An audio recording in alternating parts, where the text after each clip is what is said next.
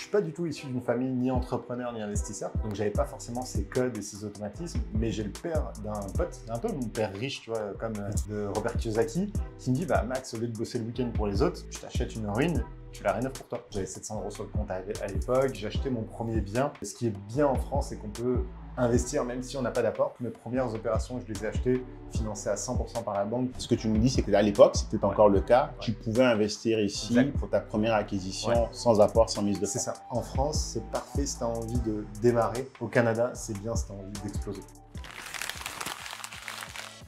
Bienvenue dans cette deuxième partie. Maxence, on avait commencé avec cette interview. Est-ce qu'on parlait un peu de ce que tu fais? On parlait de ton activité de marchand de biens et tes autres activités. Ouais.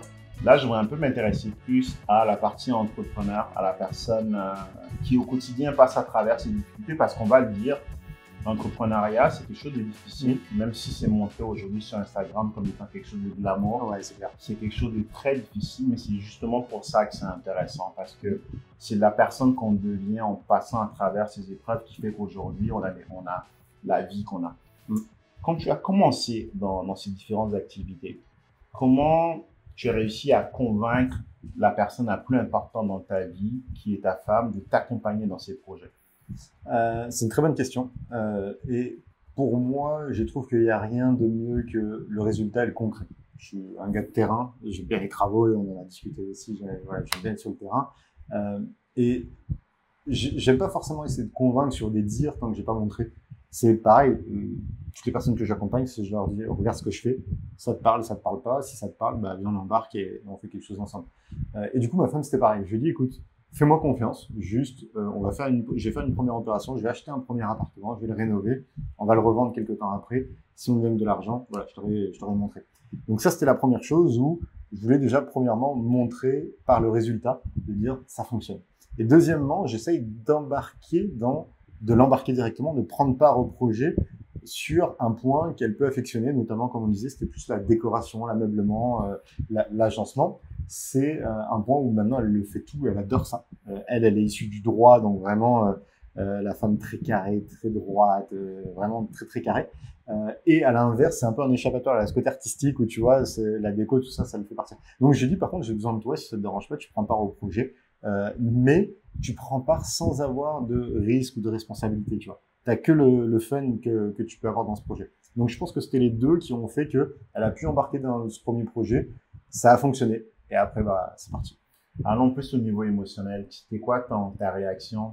J'en parle parce que j'ai vécu la même chose. C'était quoi ta réaction quand tu as vu dans ses yeux, non seulement son buy-in sur le fait qu'elle a embarqué avec toi, mais qu'elle était satisfaite des résultats? C'était quoi le haha moment quand tu as réalisé que c'est bon, là, elle vient d'embarquer, elle est à 200% avec toi? Ouais, je pense que c'était quand je lui disais, bah, vas-y, maintenant, je choisis le sol, tu choisis ci, tu choisis ça. Et là, je me suis dit, yes, c'est bon, tu vois, je voyais qu'elle prenait du plaisir et je me suis dit, let's go, c'est parti. Tu m'as parlé tout à l'heure aussi d'un moment où vous êtes allé en vacances. Ah oui. Vous en parlez un peu. Alors, ça, c'était vraiment, en fait, il y a eu deux étapes. Première étape, c'était pour l'embarquer dans l'immobilier, juste dans l'immobilier, que je faisais en parallèle de mon job. Puis, entre-temps, j'ai quitté mon job, elle avait toujours son job. Deuxième étape, c'était pour qu'elle aussi quitte son job. On pouvait, toujours pareil, comme on l'avait dit dans la précédente vidéo, les risques, tout ça, on pouvait se permettre de la quitter. Et je lui dis, bah écoute, moi pour les événements, mastermind, tout ça, je pars à l'île Maurice. Tu viens ou tu viens pas, mais moi je dois y aller, donc let's go, on y va. Et elle me dit, ouais, mais j'ai mon job, machin. Je lui dis, bah maintenant, t'es un peu à la croisée des chemins, où tu dois dire, soit je prends à droite, soit je prends à gauche. Finalement, elle est venue avec moi et elle a jamais regretté son choix. Et jamais retourné au travail après? Jamais. J'en parle parce que quand j'ai commencé à faire de l'immobilier, ma première acquisition au Canada, ma femme ne voulait rien entendre parler d'immobilier. On avait déjà quelques biens en France. Et quand on est arrivé, elle a constaté qu'il y avait plein de panneaux à louer, à louer, à louer. Et donc, elle, dans son imaginaire, la raison pour laquelle les propriétaires laissaient les panneaux à louer, c'est parce que les logements ne se louaient pas. Okay. Et toi et moi, on le sait très bien. Ce panneau n'est rien d'autre qu'un lead magnet, finalement, pour ces propriétaires qui ont plein de logements et qui laissent le panneau afin de continuer à générer des appels pour remplir les autres logements. Ouais. Et je lui ai dit, tu sais ce qu'on va faire? On va acheter un duplex en l'occurrence. Et quand on fait les calculs à la fin de la journée, on va juste se retrouver à payer autant qu'on payait en loyer, si ce n'est légèrement un peu plus, mais au moins on sera propriétaire de quelque chose, bien on y va. Elle m'a dit, pas de souci, on a embarqué. Et on a rénové le sous-sol, on a créé un logement au sous-sol, on a converti le duplex en triplex. La valeur est passée de 517 000 auquel on l'avait acheté à un peu moins d'1 million. Et là, elle a compris ce qu'on appelle la puissance du refinancement. Et là, elle m'a dit, OK, il faut qu'on en achète plus. Ouais, c'est vrai. Et je pense que c'est important pour ceux aujourd'hui qui ont un conjoint ou un proche qui a du mal à embarquer avec eux, il faut que vous vous lancez. Je pense qu'il n'y a rien de mieux que la preuve par l'exemple. Ouais, toujours. Commencez déjà par vous lancer, que ce ne soit pas juste une théorie ou quelque chose que vous avez vu une vidéo, ça vous a plu, puis le lendemain, vous allez abandonner. Commencez par montrer des preuves, montrer des actions concrètes, et il sera ensuite beaucoup plus facile pour les autres, pour ceux qui sont autour de vous, d'embarquer, parce que au moins, vous leur aurez prouvé que vous avez un vrai commitment dans ce que vous voulez accomplir. Clairement. Et si en plus vous savez avoir des résultats, c'est puissant. J'ai souvent aux gens qui me disent, ouais, mais mon pote veut pas embarquer avec moi, il veut pas investir avec moi. Je lui dis, mais qu'est-ce que tu as déjà fait toi-même? Est-ce que tu es déjà formé? Est-ce que tu as déjà au moins commencé à investir? Est-ce que tu es déjà au moins allé à un séminaire pour acquérir quelque chose? Ouais. Si tu n'as rien fait, si tu ne t'es pas commis, ça va être difficile pour les gens de se commettre avec toi. Complètement. Parfait. Donc, là, on parle de la personne qui est importante pour toi, mais qu'est-ce qu'il en est des gens autour de toi? Ton premier cercle, tes parents, tes amis. Tu n'es pas le même Maxence que tu es aujourd'hui que le Maxence que tu étais il y a 6 mois et encore moins il y a 2 ans. Clairement. Comment ils ont réagi et comment tu as géré ton entourage lors de cette transformation qui est quand même assez importante quand tu deviens grand? Ouais, bah c'est ça. Et je pense que plus elle est importante, bah plus tu vas te couper de beaucoup de personnes. Moi, c'est simple, tout mon cercle d'amis de l'époque, bah je l'ai plus. Clairement. Tu vois, ça peut être assez cru et il y en a qui vont se dire, ah, bah, laisse tomber, j'ai pas envie de me lancer là. Mais clairement, je l'ai plus. Mais en fait, c'est naturel, c'est parce que finalement, moi, un peu comme toi, je voulais plus aller en club, je voulais plus dépenser inutilement, je voulais plus faire n'importe quoi. Je préférais me coucher tôt pour être prêt le lendemain, aller visiter, aller au sport ou aller, je sais pas où. Donc, en fait, après, c'est tout le lifestyle qui change, les habitudes. Et finalement, habitude, ça fait les gens que tu vas côtoyer, les lieux que tu vas côtoyer et tout ça. Donc, ce cercle-là, on va dire, je l'ai mis de côté. Après, mon cercle familial proche, au tout début, quand j'aurais dit, ah, vas-y, je me lance dans l'immobilier et tout, ils m'ont dit, oh là là, enfin voilà. On n'était pas issus d'une famille d'immobilier, donc ils ont flippé. Donc, j'aurais dit, pour les protéger, je vais rien leur dire.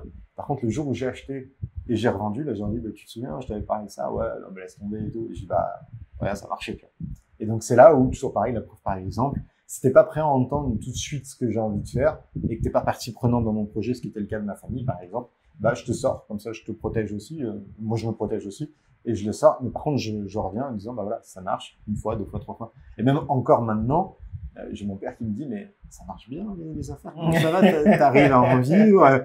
Je dis, bon, ça fait quelques années quand même, ça va. Donc, mais après, c'est normal, c'est la famille. Et après, la famille plus ou moins proche, je pense que humainement, j'ai pas trop changé non plus. Peut-être mes objectifs qui sont différents. Donc, ça va, ça reste la famille. C'est drôle parce que quand j'ai commencé, mes parents comprenaient pas ce que je faisais. Quand j'ai démissionné, j'ai dit, il y a plusieurs types d'entrepreneurs. Il y a ceux qui sont dedans parce qu'ils avaient pas de choix, ils avaient le dos au mur. Et quelque part, je les envie parce que quand t'as rien à perdre, c'est ton confort, hein. T'as rien à perdre, donc tu sais, t'es pas dans le confort. Tu peux pas être au plus bas que ça, en fait. Moi, honnêtement, je suis pas issu de ça. J'avais une très belle vie professionnelle, je gagnais très bien ma vie, mais c'était pas le degré de liberté que je voulais avoir. Maxence, on est quoi aujourd'hui? On est mercredi.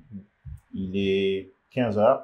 On est là. Hein. Puis, on n'a pas à check-in avec quelqu'un. On n'a pas de compte à rendre à quelqu'un, par de femme. Et c'est ça la beauté de ce qu'on fait. On a cette vraie liberté temporelle. Et géographique aussi, de par nos activités en ligne. Et c'est ça que je voulais aller chercher. Donc, quand j'ai annoncé à mes parents que je démissionnais, ils n'ont pas compris.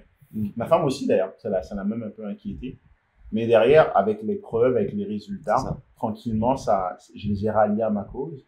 Mais par contre, effectivement, mon cercle d'amis, il a totalement changé. Ouais. En fait, il n'existe plus, au fait. C'est ça. Et ce n'est pas tant que j'ai voulu les couper, mais c'est juste que naturellement, ça s'est fait parce qu'on n'avait plus les mêmes objectifs. Bah, c'est ça. J'avais envie de faire des choses qui pour eux ne faisaient aucun sens. J'avais un lifestyle, j'ai un lifestyle aujourd'hui où est-ce qu'ils peuvent pas keep up. C'est 2 vies totalement différentes. Et encore une fois, il y a rien de mal à ça. Il y a des gens qui ne sont pas faits pour entreprendre, même si je pense que tout le monde devrait le faire au moins une fois dans sa vie. Et il y a des gens qui sont très heureux dans le salariat. Ma femme ne quittera jamais son emploi. Peu importe le nombre de milliards qu'on fera, elle aime foncièrement ce qu'elle fait. Mieux. Et il n'y a rien de mal à ça. C'est comme ça qu'elle est épanouie.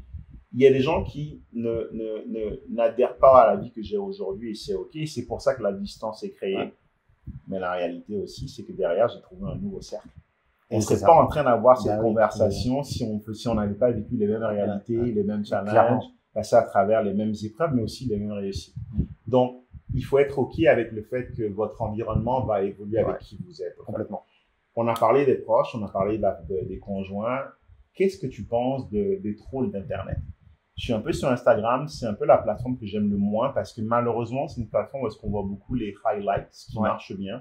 J'essaie de partager aussi les difficultés. Je parle beaucoup du fait que, en termes de santé mentale, quand tu commences à faire l'entrepreneuriat, tu perds ta tête. Si j'avais pas, quand j'ai commencé à vraiment être un vrai entrepreneur à temps plein là-dedans, pas que j'ai perdu la tête, mais c'était très dur émotionnellement et psychologiquement. J'ai un psy qui me suit parce que mentalement, c'est comme un coach pour moi. Je pense que tu peux pas être performant si t'as pas un psychologue qui te suit. C'est Teddy Riner a un psychologue. Ouais. Mais avant, pour moi, étant issu d'origine africaine, un psychologue, c'était un truc de blanc. Ouais. Je te le dis, un psychologue, c'est un caprice de blanc. C'est quoi une dépression? T'as pas le temps d'avoir une dépression quand tu sais pas ce que tu vas manger. Je te garantis que le kid qui meurt de faim en Afrique, il n'a pas le temps d'être déprimé. Tu vois ce que je veux dire? Et donc, je me suis toujours dit, mais un psychologue, c'est un truc de blanc. Mais honnêtement, j'ai quelques coachs autour de moi aujourd'hui sans lesquels je serais vraiment malade. C'est-à-dire ma psy, mes deux coachs, que ce soit en termes de nutrition, de conditionnement physique, de cardio, et les autres coachs que j'ai autour de moi d'un point de vue entrepreneurial.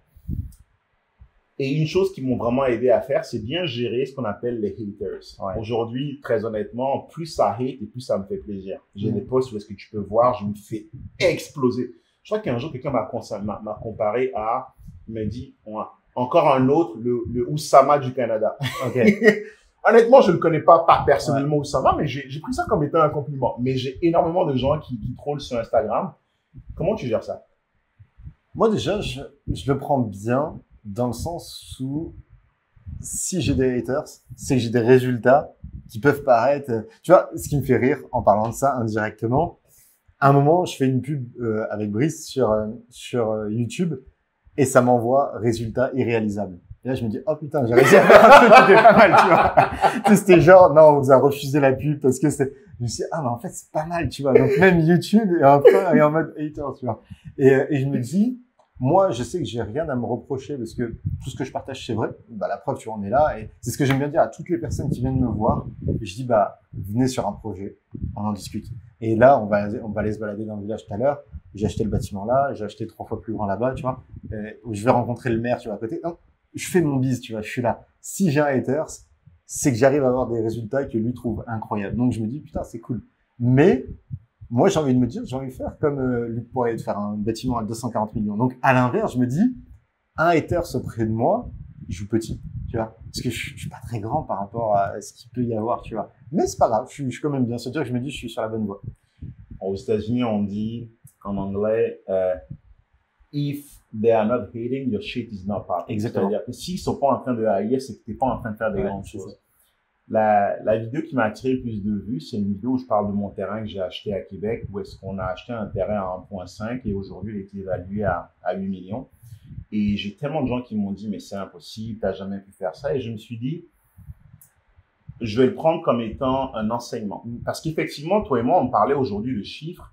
Je pense que si on avait enregistré notre conversation, les gens allaient se dire, mais c'est qui ces gars-là? Pour qui ils se prennent? Mais très honnêtement, les chiffres qu'on a évoqués, je pense que dans une semaine ou dans un mois, on se dira, c'était peut-être même pas assez ambitieux. Aujourd'hui, on voit extrêmement grand. Et quand je vois des haters comme ça, ce que je me dis, c'est qu'il faut que je sois en mesure pas de les combattre, mais plutôt, et c'est que j'ai encore plus de pédagogie à faire. Et je fais exactement comme toi. Ce que tu fais là, puis on fera le tour tout à l'heure, c'est vraiment intéressant de pouvoir montrer ce que tu fais. Parce que la réalité, c'est que pour 3 haters, il y a peut-être une personne qui n'a pas osé commenter, qui était peut-être sceptique au début, mais qui s'est dit, et si c'était vrai? Et derrière, si tu es en mesure de lui montrer réellement ce que tu fais, non seulement tu vas l'aider à débloquer un blocage mental, mais tu vas peut-être l'inspirer pour qu'elle se lance. Que ce soit avec moi ou avec quelqu'un d'autre, honnêtement, je m'en fous royalement. Que j'ai un client de plus ou un client de moins dans mes programmes de coaching, ça changera absolument rien à ma vie financière. Par contre, ça change énormément dans la vie de mes clients. Et c'est ça qui est aussi intéressant. Je pense que tu es rendu à un stade aujourd'hui où est-ce qu'au-delà de faire de l'argent, ce qui t'inspire aussi, c'est de voir les résultats de tes clients. Clairement, ouais. Partage-nous les résultats d'un des clients qui t'a personnellement marqué. Et j'espère que ça va en inspirer plein pour qu'ils réalisent à quel point, quand on se donne l'opportunité de rêver, de croire dans ce qui peut paraître impossible, et que derrière, on prend les actions qui vont avec, les résultats suivent. J'en ai deux qui peuvent être intéressants. On en avait parlé dans la précédente vidéo de Sandra, parce que pour moi, elle a vraiment un profil qui match. Jamais investi dans l'immobilier. Son mari, c'est elle qui tirait son mari, parce que son mari voulait encore moins qu'elle investisse dans l'immobilier. Elle avait son CDD qui terminait quelques mois après. Donc, tu vois, vraiment un profil très, très particulier. Et elle m'a fait confiance. Je lui ai dit, écoute, moi, j'ai rien à cacher. De toute façon, sur YouTube, tu vois tous mes projets. Tu vois les projets de mon associé Nils aussi en région parisienne. Voilà, nous, on n'a rien à cacher. Et je pense qu'il n'y en a pas beaucoup dans le YouTube game, tu vois, qui arrivent à montrer autant de projets, des projets actuels. On parle pas des projets que j'ai fait il y a 10 ans, parce que c'est ça, j'en parle plus, c'est plus le même immobilier que maintenant. Donc, des projets actuels. Elle, si tu veux, elle m'a fait confiance. Je lui ai dit, écoute, en plus, tu as la possibilité, samedi prochain, on fait une journée terrain, ce qu'on appelle les journées terrain, c'est quand tu venais visiter nos propres projets. T'intègres le club, tu viens visiter. Elle est venue avec son mari, Game Changer, je crois le lundi d'après, elle a trouvé son premier projet qui allait lui générer 120 000 euros, elle a quitté son job. Enfin, tu vois, c'est parti. Donc là, c'est vraiment, tu te dis, c'est un impact considérable parce que elle a pris des risques, mais profondément, elle était convaincue et ça a marché. Deuxième, c'est Hervé, avec qui je vais m'associer d'ailleurs sur un de ses projets. Et du coup, lui, pareil, il se fait virer parce qu'il était dans la construction neuve, grosse boîte de construction en France. Il se fait licencier comme bon nombre en France parce que c'est la crise du neuf. Les taux ont augmenté évidemment.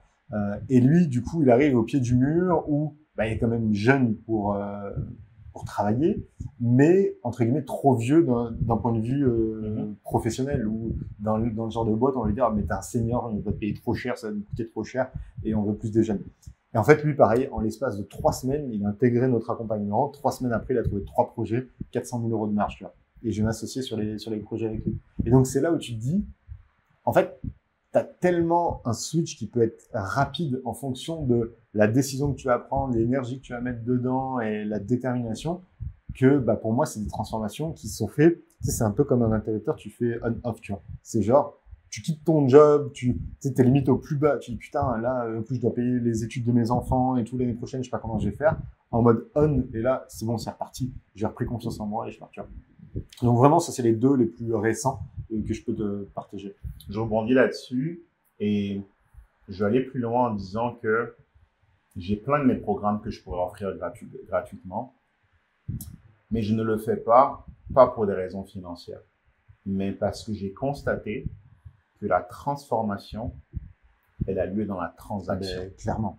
La seconde où quelqu'un sort sa carte de crédit et se commet, il dit « je m'engage, je mets mon argent sur quelque chose », forcément, c'est qu'elle le prend plus au sérieux et elle prend les actions. Parce qu'on va se le dire, tout ce qu'on offre comme accompagnement, si vous regardez des vidéos, vous restez dans votre canapé à manger des chips, il n'y aura aucun résultat. Là, évidemment. Il n'y a pas de raccourci dans la vie, il y a des chemins plus rapides, mais il n'y a pas de raccourci et ça prend des actions pour avoir les résultats. Alors, par contre, il faut que vous ayez le bon accompagnement, la bonne personne, les bons contacts. C'est ce qu'on offre dans nos programmes. C'est ça. Et j'ai un client, mon client j'adore ce client, c'est le client, ma femme le connaît d'ailleurs, c'est Michael, et ma femme disait que c'est un client qui littéralement bénit des dieux. Dans le sens où, quand on voit aujourd'hui la quantité d'argent qu'on lui a fait faire, c'est un client pendant 2 ans, il écoutait mes vidéos tous les midis sur YouTube.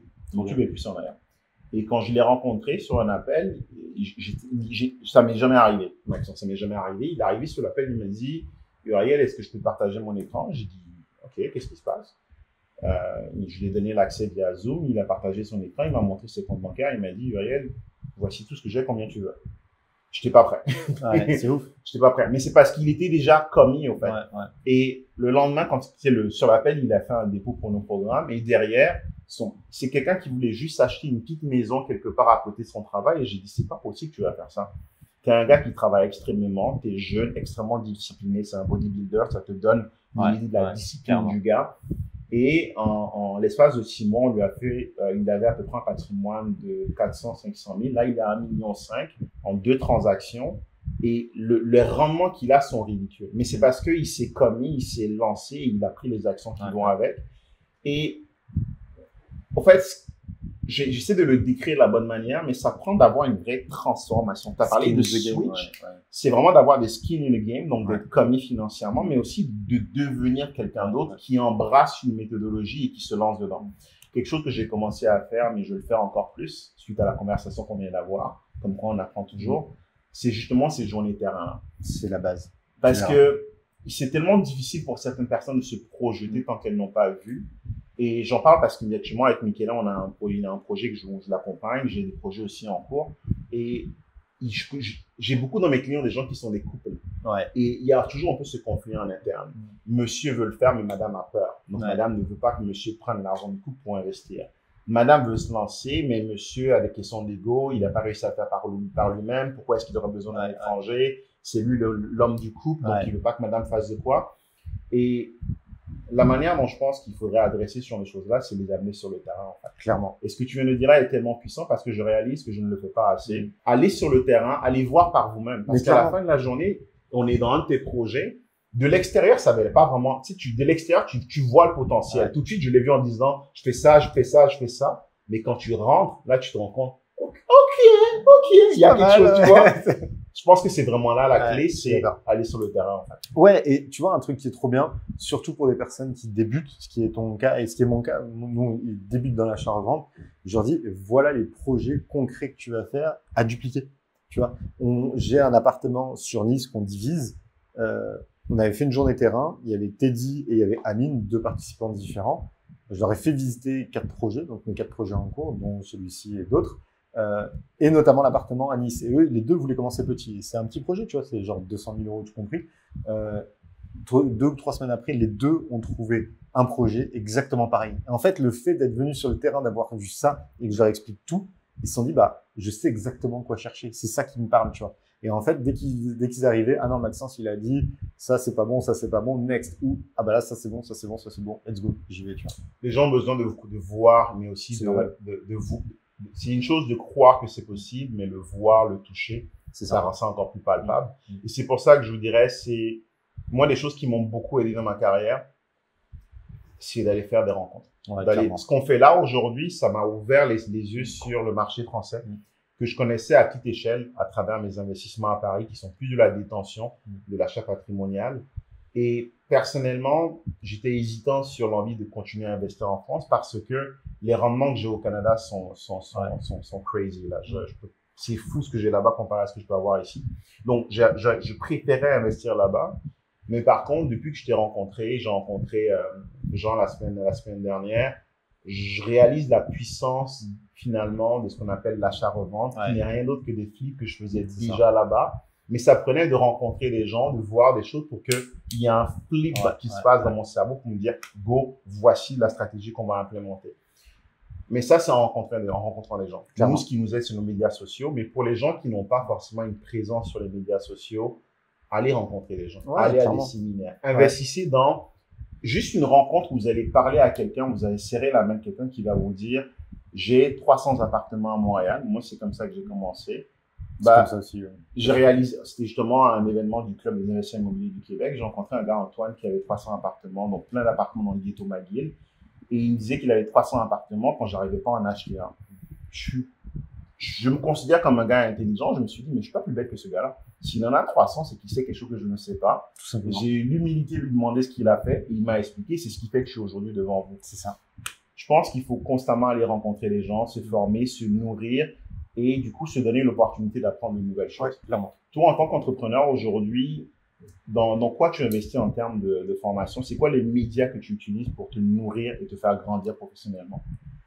Dans l'immobilier, surtout aux États-Unis, parce que, comme je te le disais, j'aime bien apprendre des choses aux États-Unis. C'est valable sur plein de domaines, mais notamment même l'immobilier. J'adore apprendre des choses là-bas que j'applique ici. Networking aussi. On parlait beaucoup de réseau. Bah, encore cette année, là, il y a quelques semaines, j'ai investi 36 000 $ juste pour me créer un réseau sur Paris, France, Europe, si tu veux, où on va faire des rencontres un peu de partout. Mais voilà, je suis prêt vraiment à payer. Et du coup, je pense que ça, c'est important. Avant, là, j'ai eu un petit, donc j'essaie de me recalibrer au niveau des horaires, mais il y avait beaucoup le sport, parce que, pareil, le sport, si tu te sens bien dans ta peau, tu te sens bien, t'as plus d'énergie, t'as plus de clarté mentale, tu te réveilles plus tôt, enfin, tu vois, il y a tout qui en découle, donc le sport et la nutrition, c'est la base. Donc j'ai des programmes aussi de nutrition, de sport avec des coachs aussi. Donc un peu dans tous les domaines finalement, mais je pense que à partir du moment où d'un point de vue pro, on se fait accompagner, état d'esprit, réseau et forme, bah, c'est parfait en fait. Excellent. Du coup, parlons un peu rapidement des différences entre le Canada et la France. Je trouve que c'est un sujet très intéressant. Ouais, je suis d'accord. Je connais un peu la France de par les investissements. J'ai fait toutes les erreurs possibles qu'il fallait pas faire avant, quand j'investissais avant de partir. D'abord, qu'est-ce qui te drive à investir? C'est quoi on parle souvent du big why. Toi, pour toi, c'est quoi ton driver? La chose qui te donne la force de passer à travers les difficultés quand tu en as. Parce qu'il y en a forcément, comprenez-nous bien. On vous parle avec beaucoup de facilité aujourd'hui de grands rêves qui sont déjà des réalités, mais c'est parce que on est OK de passer à travers ces douleurs-là qui sont nécessaires. C'est comme un accouchement. Tu n'auras pas un enfant si tu n'es pas prêt à passer à travers la douleur de 9 mois d'accouchement et 4 heures pour pousser. C'est quoi qui te drive, toi, à réussir à passer à travers toutes ces épreuves? Bah, déjà, moi, c'est que j'ai pas envie d'avoir des problèmes d'argent. J'en ai eu quand j'étais plus jeune. Tu vois, quand j'avais 16 ans, je suis parti à Nîmes au Compagnon du Devoir. J'étais de Lyon. J'avais pas d'argent. Et je me souviendrai toujours. J'arrive le soir. Je crois que c'était un dimanche soir. Il y avait que McDo d'ouvert. J'arrive à McDo. J'avais la carte encore jeune parce que j'avais genre 15-16 ans, tu vois. Et je vais pour me payer un menu Maxi Best of Big Mac. T'avais la 12,25 ou pas? Sûrement. Ouais, je devais avoir un truc comme ça, tu vois, avec un plafond. J'avais pas d'oseille dessus et tout. Et j'arrive. Et je veux prendre un menu Maxi Best of Big Mac, il me dit le prix, et j'ai pas assez. Et là, tu dis, oh putain. Donc, je dis, bah, genre, enlève les frites, tu vois. Et j'ai tellement fait de peine au gars derrière qu'il m'a dit, gardez-les, moi, je te les paye, les frites et tout. J'ai dit, non, t'inquiète. Et en fait, je voulais pas qu'il me les paye parce que je me suis dit, la douleur que j'ai là, je veux plus jamais la ressentir, tu vois. Et donc, depuis ce jour-là, et après, c'était 2 ans où c'était compliqué parce qu'évidemment, j'étais pas chez moi, donc tu te débrouilles par toi-même. Le soir, mes repas, c'était du pain et du roquefort parce que c'était pas cher. C'était pas très healthy, mais bon, c'est pas très grave. Bon, et en gros, tu vois, à partir de là, je me suis dit, non, j'ai pas envie d'avoir des douleurs liées à l'argent, surtout que c'est quelque chose que tu peux maîtriser. Avec des connaissances, avec du passage à l'action, avec de l'audace peut-être, bah, tu peux contrecarrer ça. Donc, à partir de là, je me suis dit, OK, l'argent, c'est important. Alors, moi, ça me fait rire tous ceux qui disent l'argent ne fait pas le bonheur, je sais pas quoi. Bon, c'est du gros bullshit. Quand tu as de l'argent, c'est bien pour toi, c'est bien pour ceux qui t'entourent, c'est bien pour ceux à qui tu donnes, c'est bien pour plein de choses. Et c'est surtout que j'ai envie de me dire, bah, j'ai envie de me payer ça, je fais ça. On est parti 4 ans à l'étranger avec ma femme. On ne vivait pas d'activité en local. On n'est pas parti pour se créer un job et s'expatrier. Tu vois. Donc, on a pu vraiment vivre, on a pu voyager tout le temps. Comme je te disais, j'avais plein de fois aux États-Unis. Parce que bah, quand tu as un peu plus d'argent, bah, tu peux faire plus de choses, plus d'expérience. Donc, au début, c'était pour éviter cette frustration. Et maintenant, je pense c'est pour l'expérience. Ou, tu vois, moi, mes prochaines targets, c'est peut-être une belle Ferrari, tu vois. Pourquoi Ferrari? Parce que ça tient la cote. C'est pareil, je vais pas acheter, par exemple, une Aston Martin parce que je sais qu'elle va décoter à mort. Mais tu as certaines Ferrari, si tu t'intéresses un petit peu, tu te fais plaisir. Et après, c'était Luc Poirier qui disait ça. Lui, il achetait des Ferrari pendant que ses potes achetaient des BM. BM perdait 50% de leur valeur. Lui, il roulait 2 ans avec et il gagnait de l'argent en la revendant, tu vois. Donc, c'est là où tu te dis, il y a des trucs, mais bah, le ticket d'entrée est assez élevé quand même. Une Ferrari, c'est pas une Twingo. Ma femme, elle roule en Twingo. Donc, c'est pas pour dénigrer ça. Mais voilà, c'est pas pareil. Bah, écoute, j'aime beaucoup ton histoire. J'ai commencé l'immobilier parce que j'ai beaucoup galéré à trouver un logement à Paris. Puis, c'est vrai qu'avec le recul, je ne me serais pas loué à moi-même un appartement. Ouais. Quand je regarde mon profil à l'époque, oui, j'avais un emploi. Je venais d'arriver à Paris. J'avais pas un garant. J'avais pas d'anciens propriétaires qui pouvaient attester que j'étais un bon payeur. Honnêtement, je ne me serais pas loué un appartement moi-même. Et du coup, ça m'a contraint à devoir dormir au travail, dormir dans la rue. J'exagère. J'ai dormi dans les RER, c'est un peu mieux. Et je me suis dit, si mon argent n'est pas assez bon pour qu'on me loue un logement, il sera assez bon pour qu'on me vende un logement. Ouais. Ça, c'était le premier big why. Puis après, c'est devenu, j'adore voyager. Puis j'aime détenir des choses, des logements dans les villes où est-ce que j'ai envie de voyager, où est-ce que mes enfants aussi seraient amenés peut-être à vivre. Ouais. Et c'est pour ça que j'ai commencé à acheter un peu à gauche à droite, pour avoir un endroit où je peux kiffer par moi-même. En l'occurrence, Nice, par exemple. Je pose la question. On a des biens avant dessus. Et mais tu vois, c'est important parce que Je tiens à préciser, on parlait beaucoup de simplicité aujourd'hui de ce qu'on fait, mais il y a beaucoup de travail derrière. Il y a, même si aujourd'hui on met moins d'énergie parce qu'on a créé des systèmes qui permettent de travailler à notre place, il y a beaucoup de doutes, beaucoup de douleurs, de difficultés. Et ce que vous voyez aujourd'hui est simplement le résultat des actions qu'on a voulu prendre, qu'on a accepté de prendre et des douleurs qu'on a accepté d'avoir. Je dis toujours, il n'y a pas de raccourci dans la vie, il y a des chemins plus rapides quand on a les bonnes personnes, les bons accompagnements et la bonne connaissance, mais il n'y a pas de raccourci dans la vie au fait. Et une fois qu'on a dit ça, c'est qu'il faut être OK de passer à travers ces moments difficiles pour avoir ce qu'on veut après. Récemment, je suis en train de faire du shopping pour m'acheter une Porsche et tout le monde a essayé de me convaincre que je ne devrais pas acheter cette Porsche-là, c'est une Panamera. Puis j'expliquais à ma team que la seule raison pour laquelle je veux l'acheter, c'est parce que quand je quittais, c'était pas mon dernier emploi, c'était l'emploi d'avant. Quand je quittais l'emploi d'avant, mon boss m'a dit, Uriel, tu fais une erreur. Et il avait une Panamera. Et donc là, l'idée pour moi, c'est juste d'acheter la même voiture pour lui dire fuck you. Et déjà ici. Et pour moi, honnêtement, le but de l'argent, c'est oui d'avoir un certain confort, d'avoir des options, de faire des choses qui te font plaisir, mais c'est aussi pour avoir ce que j'appelle du fuck you money. Le fuck you money, c'est pas de l'argent que tu balances à la figure de quelqu'un, bien au contraire, c'est de l'argent qui te permet de te dire, j'ai envie d'aller voir Maxence aujourd'hui à Nice, j'ai raté mon avion, je m'en fous, je prends le billet d'avion d'après, peu importe le prix, parce que j'ai travaillé assez dur dans ma vie pour avoir les moyens d'avoir ce genre de lifestyle. J'ai envie d'aller manger dans un restaurant 5 étoiles avec mes enfants parce que je vais leur offrir cette expérience-là. Il y a quelque chose que je conseille fortement de faire, c'est les brunchs, c'est les tea time du château de Versailles tous les vendredis, samedis et dimanches. C'est excellent. C'est un petit billet, mais honnêtement, quand tu vis l'expérience, tu te dis, et c'est ça le but de la vie, au fait, c'est de pouvoir avoir un niveau de vie où est-ce que tu es en mesure de t'offrir ces plaisirs-là, que ce soit le road trip en backpack sans te laver pendant 3 jours parce que tu montes dans une montagne ou bien l'hôtel 5 étoiles, c'est ça le but du cash. Et donc, si quelqu'un vous dit que l'argent ne fait pas le bonheur, je veux d'abord vous le gifler et après vous partez en courant. Une fois qu'on a dit ça, on est quand même dans un pays où est-ce que le fait d'avoir de l'argent est un peu mal vu. La première chose qui me vient à l'esprit, c'est que ta Ferrari, c'est pas tant le prix de la Ferrari qui va te faire mal, c'est la taxe sur le luxe qui va te faire très mal ici. Ouais, alors déjà, je vais pas l'acheter neuve. D'accord. Donc la taxe sera déjà payée. Non, après c'est. Donc, après, je fais vraiment référence au fait que ici et puis c'est pareil au Québec d'ailleurs. Les gens ont du mal avec les gens qui font de l'argent. Alors, je pense que ça dépend de quelle voiture. Ferrari, tu as plus de respect que, j'ai pas de nom comme ça, mais des fois, tu as plus de haine sur, entre guillemets, un faux riche qu'un vrai riche, tu vois. Tu prends une belle Ferrari d'un passionné, tu dis, il est passionné et, tu vois, c'est pas un fake. Moi, par exemple, je porte pas d'habits de marque, Gucci, Louis Vuitton. J'en ai rien à foutre de ça parce que pour moi, ça n'a pas trop de sens. Enfin, après, c'est très personnel, mais moi, je sais que je le fais pas. Mais par contre, une Ferrari, c'est un truc de passionné. Tu vois, il y a une Porsche. J'aime bien aussi. Tu prends une belle 911. C'est une histoire. Et je pense que tu auras du mal à aller rayer une voiture. Et après, ça dépend évidemment où tu habites. Et surtout, j'ai remarqué que de plus en plus de jeunes, ça commence à être moins tabou l'argent. Du moins en France. Au Québec, je sais pas. Je sais qu'en France, t'as beaucoup, tu vois, là, on est à Monaco, pas très loin, ce qu'on appelle des car spotters. T'as beaucoup de jeunes, beaucoup, mais un masse, tu vois, ils sont là, dès qu'ils voient une belle voiture, ils prennent en photo, ils sont, je trouve que c'est peut-être que parce qu'on a à mon avis, un micro écosystème à Monaco, sur la Côte d'Azur, parce que je sais qu'à Paris, par exemple, je vais louer un véhicule. À Paris, oui. Au début, j'avais le choix pour le même prix entre une BMW, une Série 1 et une Peugeot. J'ai choisi la Peugeot. Parce que je me suis dit, la Peugeot, je suis sûr que personne n'ira rayer une Peugeot. Malheureusement, je suis arrivé dans le Sixt en question, la Peugeot était plus disponible, ils m'ont upgradé sur la BM. Je suis content, je suis très content de la conduire, mais je t'avoue que je flippe un peu quand je regarde. Ouais, je suis d'accord. Ça dépend des villes, surtout que Paris, il y a de plus en plus d'extrémistes à l'inverse, qui vont dire cracher sur les voitures, enculer ou je sais pas quoi quand t'as une voiture.